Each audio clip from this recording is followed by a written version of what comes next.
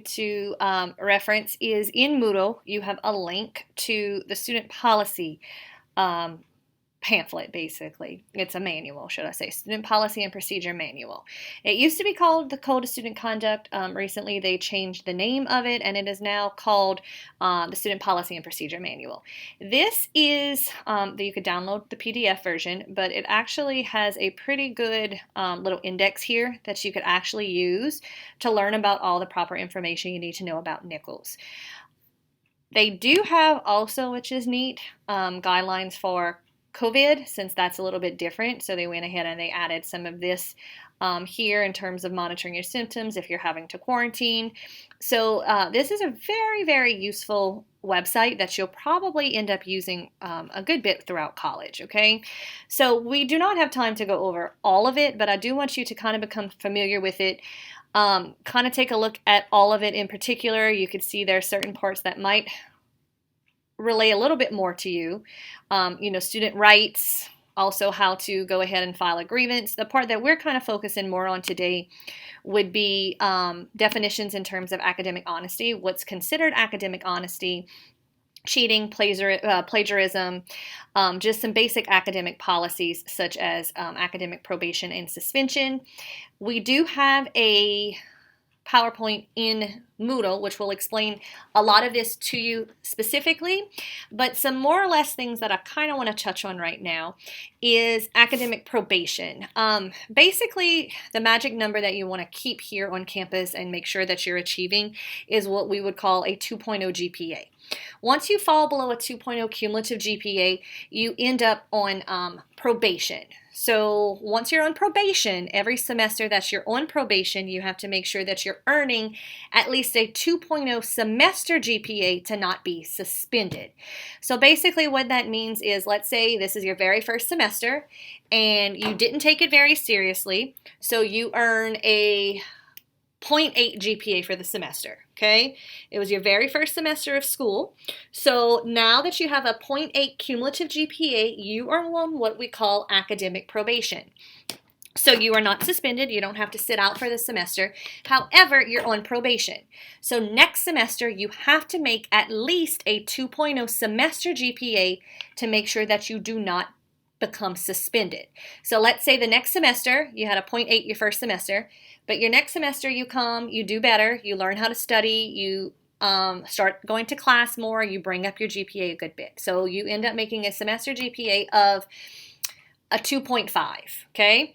You are not suspended because you made at least a 2.0 for this semester. However, you will stay on academic probation until your cumulative GPA comes up to at least that 2.0 GPA. So basically, that's why we always say strive for at least a 2.0. A 2.0 is straight C's, basically. If you could maintain a C average, you will not have issues with academic standing whatsoever, okay? But again, if you're wanting to know more about academic probation and suspension, you could look here in particular to kind of learn more about it.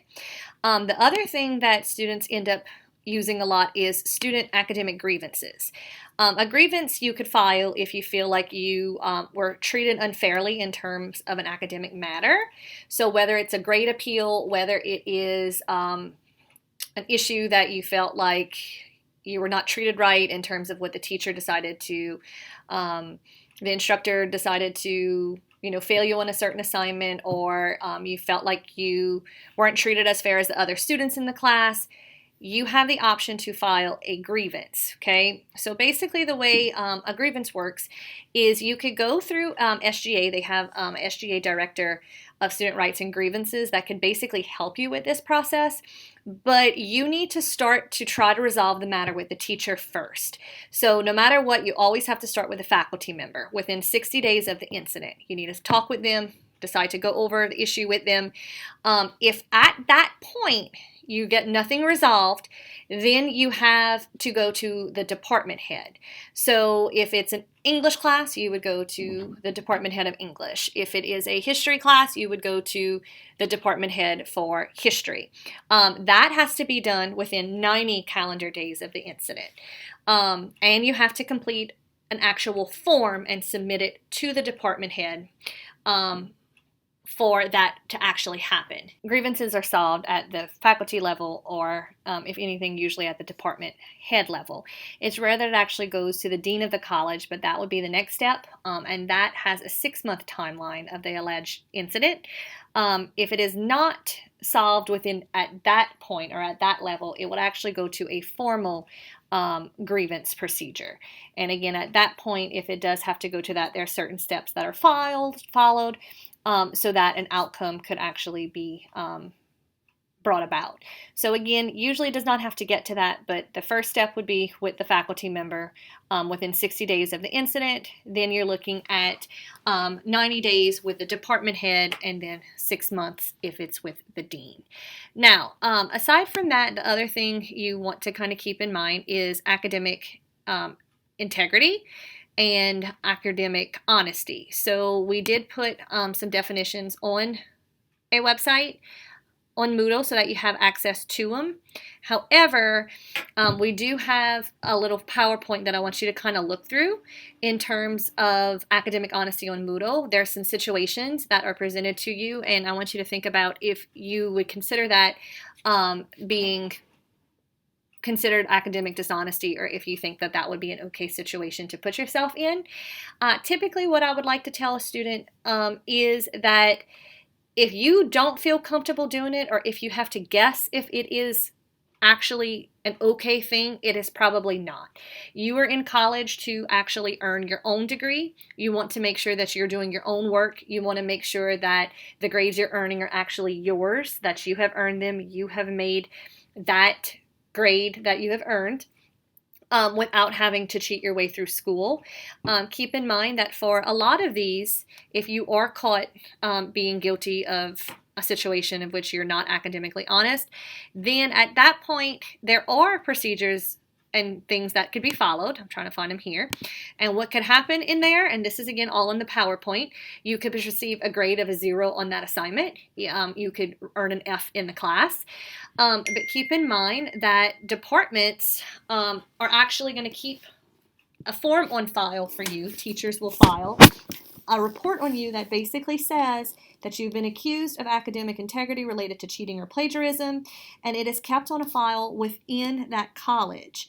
Academic Affairs also maintains the records, so basically if you have multiple offenses, then the university could bring about bigger actions to you. So again, you need to make sure that you are earning and doing your own work, not doing someone else's work, because you are here, you were given the opportunity to have a college education, and you want to make sure that you're doing everything in your power to earn that college education on your own, making grades that you have earned and that you have worked hard to maintain. Aside from that, it also will go through guidelines for our tobacco-free campus, hazing prevention. You're all having to do a hazing requirement through Not Anymore as well as a Not Anymore. But again, there's lots of good, very informative information on this website. So I do want you to kind of take some time to look it over. Make sure you have a clear understanding of what's expected of you as a student. And if at any point you have a question about anything you find within here, please go ahead and have reach out to your advisor and have them help you with it.